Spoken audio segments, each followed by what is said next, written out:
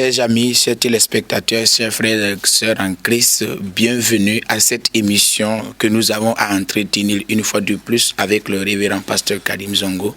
Et je vous rappelle que c'est le président du Conseil des Églises, Mission et Ministère évangélique du Burkina Faso, en abrégé CEMEB, et le président de International Church of Ouagadougou, l'Église internationale de Ouagadougou. Et pour ce faire, je voudrais souhaiter la bienvenue au pasteur. Pasteur, bienvenue à cette émission. Merci beaucoup. Je vous remercie pour votre disponibilité et pour votre engagement à cette émission. Et sans plus tarder, nous allons vous demander encore d'implorer la grâce de Dieu à notre sujet du jour. Prions. Seigneur notre Dieu Tout-Puissant, nous t'en sommes infiniment reconnaissants, Éternel des armées, pour cet instant que tu nous accordes, parce que le temps, c'est pour toi. Seigneur, nous implorons ta grâce. Seigneur, pardonne-nous de tous nos manquements. Tout ce que nous disons, tout ce que nous faisons, ce n'est pas parfait. Il n'y a que toi qui es parfait. Seigneur, nous te demandons de nous aider, que ton esprit illumine nos pensées, nous apporte, Seigneur, les choses de ton cœur. Aide-nous à mieux comprendre ta parole, pour mieux véhiculer ta parole vers l'auditoire. Seigneur, plus les gens te connaîtront, mieux ils te serviront. Nous demandons cela au nom de Jésus. Amen. Amen. Sans plus tarder, notre précédente émission qui était sur la bénédiction continue, et nous avons compris dans cette émission que la bénédiction est une faveur qui vient de Dieu, est une grâce, et c'est la personne de Jésus-Christ lui-même. Et nous avons compris aussi qu'il y a des processus déclencheurs de cette bénédiction qui consistent à obéir à la parole de Dieu pour pouvoir aussi l'acquérir en abondance et aussi maintenir cette bénédiction que Dieu nous a donnée. Pour continuer, révérend, est-ce que vous pouvez nous dire exactement ce chrétien qui a reçu cette bénédiction, est-ce qu'il y a-t-il un risque de perdre cette bénédiction ou bien peut-être d'encourir une quelconque malédiction? Oui, Pasteur Basile, vraiment, je vous remercie pour cette question. Effectivement, nous voyons que nous pouvons, selon la promesse de Dieu de ses bénédictions, comme Dieu avait promis, par exemple, à Abraham, que je bénirai Abraham, Isaac et Jacob, je vous bénirai. Alors, donc, tous ceux qui sont les descendants, nous aussi, nous sommes des enfants d'Abraham à travers Jésus. Maintenant, toutes ces promesses-là, ça peut être retardé dû à notre comportement. Ça peut ne jamais même venir dû à notre comportement. Nous nous rappelons que dans le livre de Deutéronome, Dieu, lorsqu'il accompagnait son peuple vers la terre promise, vers Canaan, il leur avait fait des promesses. Il a dit, si vous obéissez à mes commandements, si vous ne vous détournez ni à gauche ni à droite, si vous ne vous fléchissez devant des idoles que ces Cananéens risquent de vous proposer, eh bien, je maintiendrai ma bénédiction sur vous. Ce qui veut dire que je vais vous bénir. Je ferai tomber la pluie. Vous allez avoir de l'abondante récolte. Vos animaux, vos femmes, vos enfants. Dieu a promis de bénir son peuple lorsqu'ils seront dans la terre promesse. Et sa bénédiction n'a pas seulement commencé en ce moment. Depuis qu'ils ont quitté l'Égypte, sur la route, Dieu les a toujours bénis. Leurs animaux ont reproduit. Leurs femmes ont fait des enfants. Dieu, quand ils avaient faim, Dieu les a donné à manger. Quand ils avaient soif, Dieu les a donné de l'eau. Tout cela, c'était la bénédiction. Mais aussi, à travers Moïse, Dieu les a donné des commandements en disant que si vous ne faites pas selon ce que je vous ai commandé de faire, eh bien, voilà aussi des malheurs qui peuvent arriver. Il a dit, je peux vous empêcher d'avoir la pluie, beaucoup de choses, même des maladies, même la mort. Donc, on a vu tout cela. Donc, notre attitude, notre comportement vis-à-vis de Dieu favorise la faveur de Dieu. Ou défavorise la faveur de Dieu. C'est très important. C'est comme si, oui. Et cela ne voudrait pas dire que Dieu est infidèle ou bien la bénédiction de Dieu, cette faveur est défaillante ou elle est peut-être, j'allais dire, insuffisante, mais cela est dû à notre comportement. Oui, moi j'ai l'habitude de dire aux gens que depuis que je connais le Seigneur n'a jamais permis un échec dans ma vie. Non. S'il y a eu échec, c'est moi. Ce n'est pas le Seigneur. Il est fidèle à ses promesses. Donc en réalité, ce n'est pas que le Seigneur retient ses bénédictions promises, mais c'est nous qui retenons cela. C'est comme je dis souvent aux gens que Christ est prêt à revenir. C'est pas qu'il n'a pas fini le travail qu'il a promis de faire au ciel, qu'il n'est pas encore de retour. Non, non, non. C'est nous qui le retenons.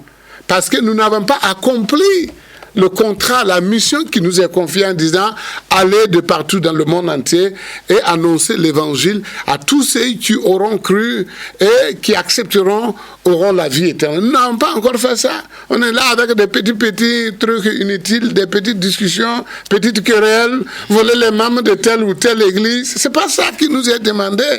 Il a dit allez là où les gens ne me connaissent pas. Allez là où les gens ne me connaissent pas et parlez-les de la bonne nouvelle qui est celle que Christ est venu, qu'il est mort pour nous tous, que maintenant il y a une grâce qui est mise à notre disposition pour avoir la vie éternelle. Donc, nous sommes l'ennemi, nous sommes soit l'ami ou le déclencheur positif de notre bénédiction, comme nous pouvons être le déclencheur négatif de la malédiction. Donc Dieu, ce que Dieu a dit qu'il va faire, il va le faire. Mais là, il y a des endroits auxquels Dieu bénit, sans demander notre avis. Celui qui nous est fait, nous l'appartenons. Il y a aussi des endroits auxquels il avait posé des conditions. Il faut que nous remplissions ces conditions-là pour être bénis. C'est comme vous en avez des enfants. Vous en avez des enfants, et puis vous leur donnez des conditions. Moi, je me souviens, quand on était tous petits, on a fait le laboureur et ses enfants. Vous voyez, le type s'est assis avec ses enfants et il les a montré d'où viendra leur bonheur. Alors, s'ils veulent vraiment être bénis, veulent leur bonheur, ils vont obéir à ce qu'il les a dit. S'ils ne veulent pas, ils vont refuser. Mais ils ne peuvent pas quand même dire que leur père a failli à sa promesse. C'est eux qui ont failli. Ce n'est pas Dieu. Dieu est fidèle à ses promesses pour les accomplir. C'est nous souvent qui pouvons soit empêcher cela ou bien retarder cela. Je voulais quand même dire quelque chose. Souvent, nous avons... il y a des déclarations aussi qui apportent la bénédiction. C'est comme souvent, je vais te dire ça, comme souvent le pasteur, saisi par le Saint-Esprit, il déclare la bénédiction sur la congrégation. Oui, les anges se saisissent de cela. Et Dieu bénit. Oui, Dieu bénit. C'est comme un père qui prononce, c'est comme une mère qui prononce, c'est comme un patron qui prononce, c'est comme souvent un grand frère ou bien quelqu'un qu'on a fait du bien qui prononce. Comme aussi, il y a les malheurs auxquels on a frustré un vieux ou bien on a frustré une vieille. Il prononce une malédiction. Souvent, les gens se disent, non, comme nous sommes en Jésus-Christ, il n'y a plus de malédiction. Il y en a. Il ne faut pas que les gens se flattent. Parce que si tu as provoqué quelqu'un, tu as maltraité un vieux ou bien une vieille, et il prononce une malédiction contre toi, ça peut venir. Oui. Mais si, par exemple, tu n'as rien fait à quelqu'un, pas du tout, parce que simplement il n'aime pas ta tête, ou bien parce que le fait que tu es chrétien, il ne t'aime pas, il peut prononcer tout, il peut amener tous ces canaries, tous ces idoles, c'est que des animaux morts, c'est colis, il peut faire tout ce qu'il veut, rien, absolument rien. Parce que tu ne l'as pas provoqué. Mais si maintenant tu pars provoquer, non, c'est comme il y a la police au fait des stops. Toi, tu es un pasteur, on a écrit sur ton front pasteur, sur tes habits, église de tel. Tu pars brûler le fait des stops. La police va t'attraper. Ah non, la police va t'attraper. Non, tu es pasteur, mais pasteur sera arrêté. Ça, c'est clair. Donc, quand tu provoques contre la loi, ou bien il y a des lois naturelles, il y a les lois de la nature, c'est ce que je t'ai dit. Par exemple, quand tu honores un vieux, la Bible dit clairement que honore le roi. Honore le roi. Vous voyez? Honore le roi. Honore ton père et ta mère. Obéis la loi. Honore tes parents. Honore les autorités du pays, parce que c'est Dieu qui les a mis. Hein. Souvent, les gens pensent que c'est pas par élection, ou bien par coup d'État. Non. Non. C'est Dieu qui met. Si quelqu'un peut faire coup d'État, ou bien il peut faire élection, mais si Dieu n'a pas voulu qu'il soit roi, il ne sera pas. Il ne sera pas. Donc, tous ceux qui sont rois, ou bien qui sont présidents, ou bien qui sont une autorité, ministre, député, gouverneur, préfet, maire, policier, qui est au fait des tops là. Policier là, qui est arrêté au fait des tops là, c'est une autorité. Quand tu n'as pas obéi le policier qui est au fait des tops là, et puis tu dis que tu obéis le président, c'est faux, tu es menteur. Le policier qui a arrêté là-bas, c'est le président qui l'a mis là-bas. Le gendarme là, c'est lui. Donc, toute autorité doit être respectée et obéie. Donc, nous pouvons... Un jour, moi, j'ai brûlé le feu des tops. Je vais te dire ça. Un jour, j'ai brûlé le feu des tops. Je venais au feu des tops, et puis, paf, je ne sais pas ce qui s'est passé. Quelque chose a pris ma tête, et puis j'ai passé. Le policier a sifflé. Je me suis arrêté. Il est venu me dire, monsieur, vous avez brûlé le feu de stop. J'ai dit oui, c'est la vérité. Je n'ai pas voulu discuter. Non, c'est la vérité. Il me dit, garez votre véhicule et descendez. J'ai garé le véhicule et puis je suis descendu. Je suis resté là-bas. À un certain moment, le policier est venu me voir. Il m'a dit, monsieur, il a demandé mes papiers. Quand je suis descendu là, il a demandé mes papiers de véhicule. Je lui ai donné. Après, il est venu me voir à un certain moment. Quand il a fini de s'occuper des gens, il est venu me voir. Il a dit, vous avez brûlé le feu d'étape. J'ai dit oui. Il a dit, mais on vous suivait. Quand vous êtes arrivé là, vous avez fait semblant de vous arrêter. Ensuite, vous avez brûlé le feu d'étape. J'ai dit, effectivement, c'est la vérité. Il a dit, on a constaté que ça ne vous ressemble pas. Ça ne vous ressemble pas. J'ai dit, c'est vrai. Vraiment, moi, je ne sais pas ce qui s'est passé. Et puis, j'ai brûlé le feu là. Il m'a regardé. Il m'a dit, on a senti que vous devrez avoir un problème. J'ai dit, c'est ça. Il m'a dit, prenez les papiers, mais il faut faire attention. Si vous ne pouvez pas résoudre le problème là, il faut vous arrêter, vous tranquilliser avant de conduire. Il pouvait m'arrêter. Mon comportement envers lui. Lui a fait remarquer ça. Oui. Mon comportement envers lui, il a su que je ne l'ai pas fait sciemment. Non. Pour moi, un chrétien ne doit pas brûler un feu d'étape. Non. On doit respecter ça, on doit respecter l'autorité.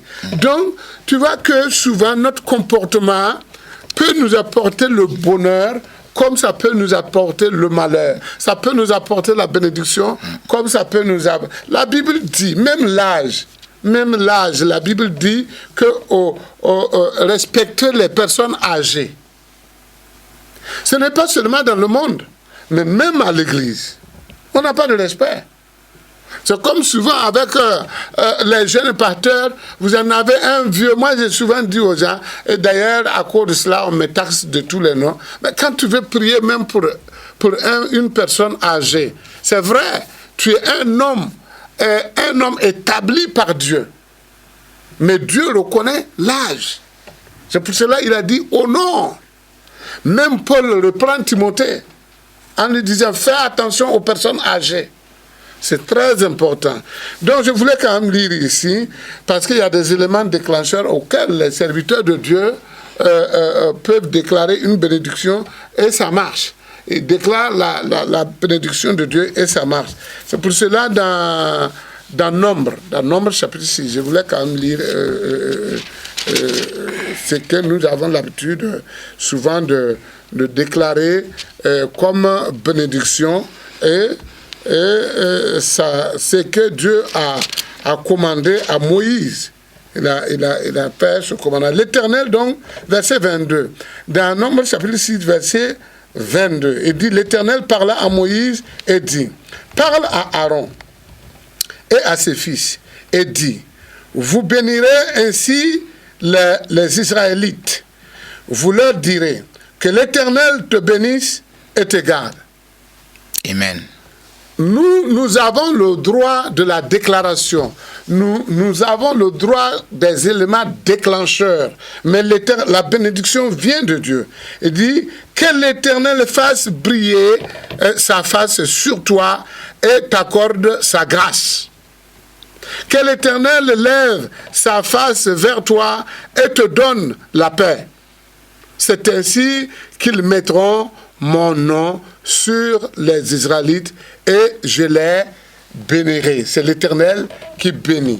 Maintenant, comme le temps n'est pas de notre côté, j'aimerais quand même lire quelques versets que j'avais sur le cœur. Et ce sujet vraiment est un sujet très profond qui demande beaucoup plus de temps. Mais nous allons quand même vous donner des petits trucs avant de partir. Il dit dans Genèse chapitre... depuis quand est-ce on parle de bénédiction dans la parole de Dieu? C'est depuis le livre de Genèse. Dans Genèse chapitre 24, verset 35, voilà, c'est que l'Éternel, donc, l'Éternel a grandement béni mon Seigneur. Ça, c'est le serviteur d'Abraham qui est allé dans la famille de Laban pour demander leur fille pour Isaac pour qu'il se marie. Donc, quand il est allé là-bas, il a dit que l'Éternel a grandement béni mon Seigneur qui est devenu un homme important. Il lui est donné du petit et du gros bétail, de l'argent et de l'or, des serviteurs et des servantes, des chameaux et des ânes. Ensuite, il y a 2 Samuel, chapitre 6, verset 11. Il dit, l'arche de l'Éternel resta 3 mois dans la maison d'Obed-Édom, de Gath. Et l'Éternel bénit Obed-Édom et toute sa maison. Dans 1 Roi, chapitre 3, verset 13, il a dit, je te donnerai en outre ce que tu n'as pas demandé. Il y a des bénédictions qui nous tombent dessus, que nous n'avons pas demandé, parce que simplement nous sommes dans l'obéissance à Dieu. Il a dit, je te donnerai en outre ce que tu n'as pas demandé, aussi bien la richesse que la gloire, de telle sorte qu'il y aura pendant toute ta vie aucun homme parmi les rois qui soit semblable à toi. Dans Psaume 65, verset 10, tu visites la terre et tu lui donnes l'abondance. Tu la combles de richesses.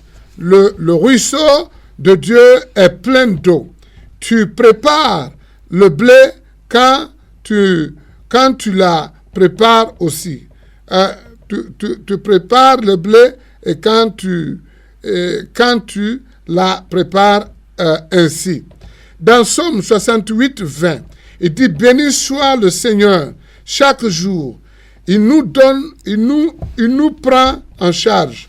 Ce Dieu-là est notre salut. Je lis encore. il dit dans Exode 23, 25, il dit, vous servirez l'Éternel, votre Dieu. Il bénira votre pain et votre eau.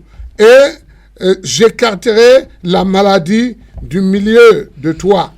Dans Psaume 81, verset 17, Dieu nourrirait Israël du meilleur froment et je